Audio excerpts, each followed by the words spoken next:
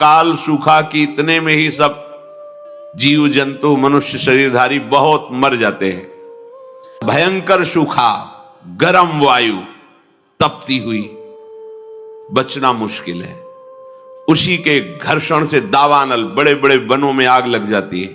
पानी बूंद नहीं, न तालाब में, न कुआं में, न सरोवर में, न सरिता में, सब उष्ण ताप से सूख जाता है। बिना पानी के, बिना अन्न के तड़प तड़प करके जीव मरते हैं। कितना भयानक कष्ट है प्रलय में। हमें तो कष्ट ही कष्ट है। अगर मुक्त नहीं होते तो कष्ट ही, मरना कष्ट, जीना कष्ट, फिर जन्मना कष्ट, फिर रोग कष्ट, विषाद, हर्ष, शोक, भय, मान, अपमान, पूरा जीवन, पूरे जन्म के जन्म जब विचार करके देखो तो यहां कष्ट के सिवा कुछ हाथ नहीं लगता है। पूरा जीवन हो गया कमा के, मर गए, फिर कुछ नहीं, फिर नई पढ़ाई, नई योग्यता, नया धन, नया परिवार, फिर मर गए, फिर न, कब से चल रहा है। भगवत प्राप्ति अनिवार्य है। अगर ये सुनकर के तुम्हें भय नहीं लग रहा तो भगवान की माया ने विशेष जकड़ रखा है। कहां हम जाएं? एक ही जगह है, भगवान की शरण।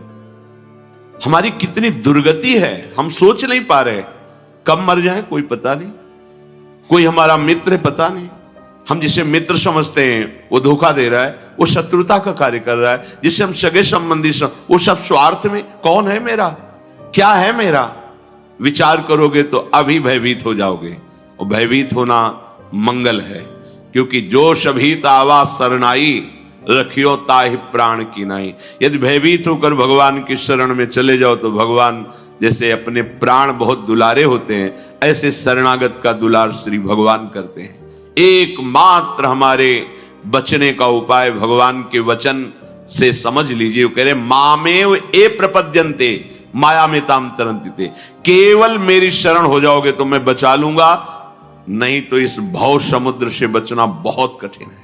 बड़ा दुखदाई है, अभी समझ में नहीं आ रहा, बड़ा दुखदाई है।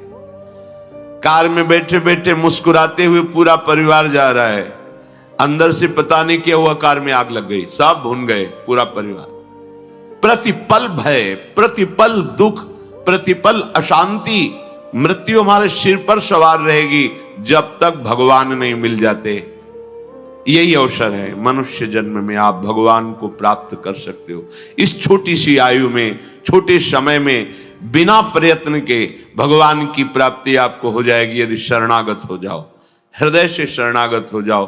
अभी कलियुग का परिसमाप्ति हो चुका है। सारा विश्व में मानव सभ्यता के लिए बड़ा आपदा आ रहा है। कहीं जल प्रलय, कहीं भूकंप। तो यह भूकंप बढ़ता जाएगा, क्योंकि प्रभु पहले आप लोगों को सचेतन करते हैं।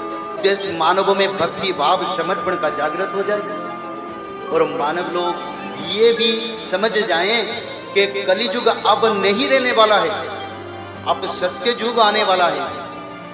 तो हमको क्या करना है, कैसे हम सत्य युग का मानव बनेंगे? तो सत्य युग का मानव बनने के लिए रोज त्रिकाल संध्या, श्रीमद् भागवत महापुराण पठन, 16 नाम 10 अवतार, दुर्गा माधव स्तुति, माधव नाम भजन, जो मनुष्य लोग इसको करेंगे वही लोग सत्य युग के मानव। और सत्य युग के मानव बनने के लिए हमको ये करना जरूरी है।